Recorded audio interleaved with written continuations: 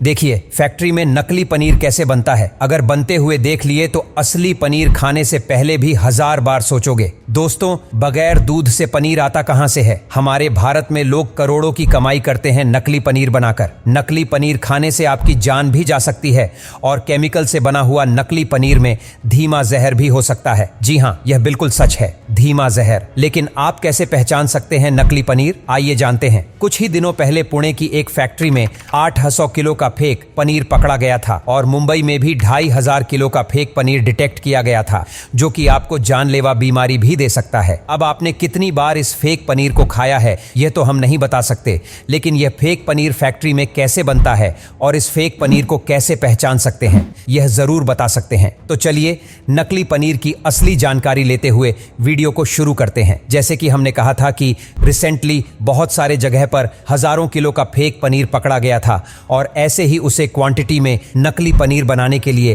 Factory में सैकड़ों litre का अच्छी क्वालिटी का दूध लाया जाता है और उसे उबालकर उसमें मौजूद क्रीम को अलग किया जाता है। जब यह क्रीम दूध से अलग हो जाती है तो बचा हुआ जो दूध होता है वो काफी लो क्वालिटी का हो जाता है, जिसमें प्रोटीन, फैट और कैल्शियम जैसे न्यूट्रिएंट्स बिल्कुल भी नहीं रहते। फिर उसमें अरारोट नाम का एक पदार्थ डाला जाता है ताकि दूध और ज्यादा गाढ़ा हो। यह अरारोट नॉर्मली भी खाने में यूज होता है। इसके बाद उसे अच्छे से मिक्स करके उस मिक्सचर में फॉर्मलिन नाम का एक केमिकल यूज किया जाता है ताकि फेक पनीर बनाया जा सके। इस केमिकल को आप स्लो पॉइजन भी कह सकते हो, क्योंकि यह आपकी बॉडी में धीरे धीरे पॉइजन क्रिएट करेगा। फॉर्मलिन इसीलिए ऐड किया जाता है ताकि वो पनीर दूध की तरह सफेद और ज्यादा समय के लिए स्टोर करके रखा जा सके। फिर उसके बाद यह पूरा मिक्सचर बॉईल करने के लिए रखा जाता है और फिर अच्छे से बॉईल करने के बाद उसमें मौजूद पानी को अलग किया जाता है और पनीर को निकाला जाता है और कुछ ही देर बाद आपका फ्रेश टेस्टी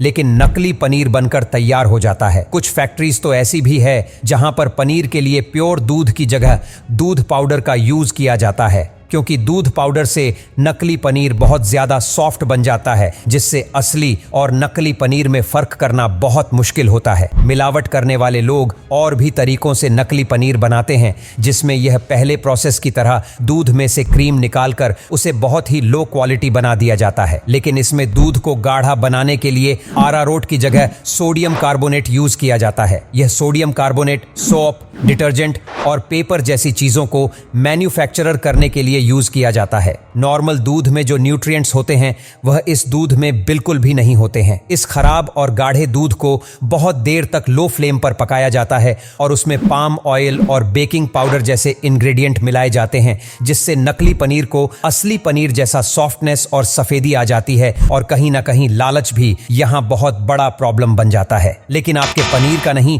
बल्कि फैक्ट्री ऑनर के पैसे का लालच, क्योंकि इन फैक्ट्री ऑनर्स को लोगों के हेल्थ से ज्यादा खुद के प्रॉफिट पर ही ध्यान होता है और इसी प्रॉफिट को कमाने के लिए यह नकली पनीर में हार्मफुल केमिकल्स का भी यूज होता है, जिससे इंसान को टाइफाइड, जॉन्डिस और ऐसी कई सारी बीमारियां हो सकती हैं। रिसर्च के अनुसार यह नकली पनीर बनाने में फैक्ट्री को सिर्फ 30 से 40 रुपए तक का खर्चा आता है और फिर मार्केट में यही पनीर हम सब 300 से 400 रुपए में खरीद लेते हैं। ऐसा भी कहा जाता है कि बड़े बड़े होटल्स भी ऐसे ही फेक पनीर को अपने खाने में यूज करते हैं। इन शॉर्ट, हम हजारों रुपए देकर ही सही अपनी बॉडी को नुकसान पहुंचा रहे हैं। लेकिन अगर इस नकली पनीर का मार्केट इतना बड़ा है तो हमें भी इससे बच के रहना पड़ेगा, जिसके लिए हमें असली और नकली पनीर में फर्क करना आना चाहिए। जिसके लिए आपको 3 चीजें देखनी पड़ेगी: पनीर का स्मेल, सॉफ्टनेस और कलर। नकली पनीर में दूध की कोई स्पेसिफिक स्मेल नहीं होती। वह क्रश करने पर सॉफ्ट लगता है